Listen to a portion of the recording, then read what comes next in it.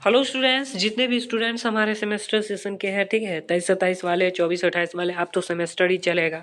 तो जितने भी स्टूडेंट्स हैं, स्वागत है आपका। और ये वीडियो जो है आपके लिए है सभी समझने वाला, ठीक है, चाहे वो सेशन 23-27 वाले हो या 24-28 वाले, ठीक है। तो चलिए वीडियो को जो है शुरुआत करते हैं। और सबसे पहले देखिए, इसमें जो है आपको टॉपिक मिलेगा। देखिए, अगर 2 सेमेस्टर आपका पूरा हो जाता है तो सर्टिफिकेट जो है आपको प्रोवाइड किया जाएगा, ठीक है। तो वो कैसे मिलेगा, और 3 साल के अंदर जो ऑनर्स की डिग्री आपको मिलेगी, तो 1 साल जो है आपको 1 साल रिसर्च के लिए मिलेगा। तो ठीक है, तो ये सब बात को जो है इस वीडियो में समझते हैं, ठीक है। देखिए, पूरा अगर 2 सेमेस्टर हो जाता है तो आपको अब पता ही है, नया प्रावधान में 45% से जब जिस किसी का भी कम आएगा तो वो छात्र नहीं, थर्ड पहले होता था, थर्ड ग्रेड करता था, बट अब जो है सीधा फेल कर दिया जाएगा, वो स्टूडेंट्स माना जाएगा, ठीक है। सेमेस्टर वाइज सर्टिफिकेट कैसे मिलेगा, देखिए यहाँ समझिए। देखिए, एक पेपर कटिंग के माध्यम से आपको समझाते हैं, और ये न्यू है। सुविधा पूरे पाठ्यक्रम की पढ़ाई नहीं करना चाहते हैं तो भी वो एडमिशन ले सकेगा। 4 वर्षीय स्नातक कोर्स में पढ़ाई बीच में छोड़ी तो भी मिलेगा सर्टिफिकेट। देखिए, जितने भी स्टूडेंट्स हैं हमारे पे, यहाँ कहा गया है, इसको पहले पढ़ते, सभी कॉलेजों में मौजूदा शैक्षणिक सत्र में लागू हो चुके 4 वर्षीय स्नातक कोर्स में स्टूडेंट्स को पढ़ाई छोड़ने का विकल्प मिलेगा। ओके, यहाँ तक समझे, ठीक है। यहाँ विकल्प मिलेगा। और यानी अगर कोई स्टूडेंट जो है पूरे पाठ्यक्रम की जितना भी हमारा सेमेस्टर है पूरा नहीं करना चाहता है तो वो एडमिशन ले सकेगा। यहाँ जो है साफ साफ लिखा हुआ है कि आपको जो ग्रेजुएशन है वो 3 साल में आपको ऑनर्स की डिग्री मिल जाएगी। और जो भी कम्पिटिटिव एग्जाम है या आपको ग्रेजुएशन लेवल पर फॉर्म भरनी है वो आप भर सकते हैं, यूपीएससी हो, बीपीएससी हो, या आपको कोई भी पेपर हो, ठीक है। तो देखिए, यहाँ पर जो है आपको यहाँ तक बता दिया गया है कि तो वो भी जो है एडमिशन ले सकेंगे।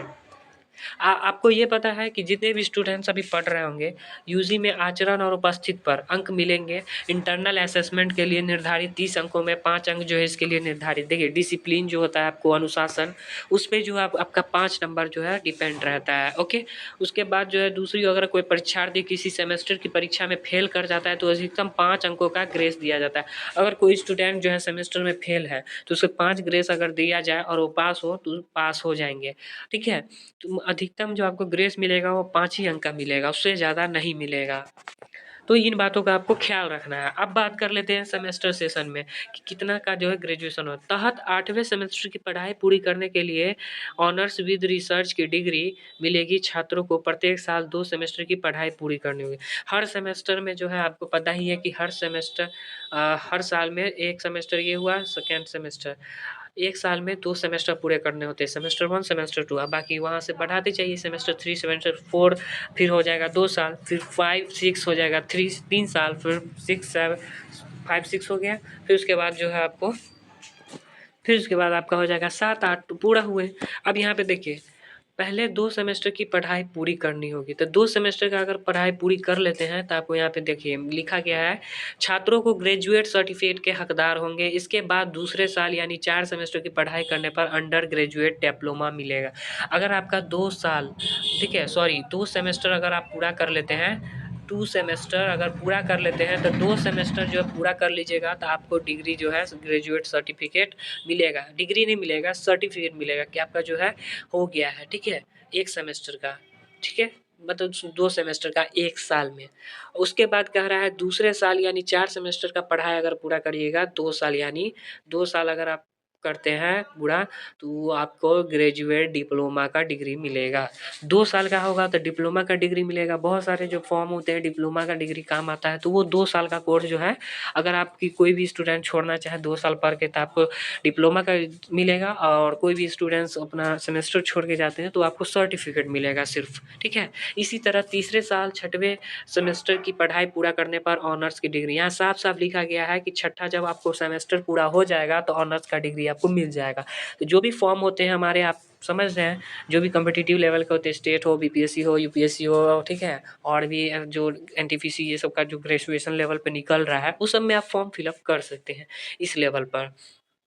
वही चौथे साल में जो है आपको 8वें सेमेस्टर की पढ़ाई पूरी करने हेतु छात्रों को ऑनर्स विद रिसर्च की डिग्री दी जाएगी। परीक्षा नियंत्रक की नई नीति के अनुसार जो है आपको स्नातक अब 3 साल की जगह 4 साल का होगा।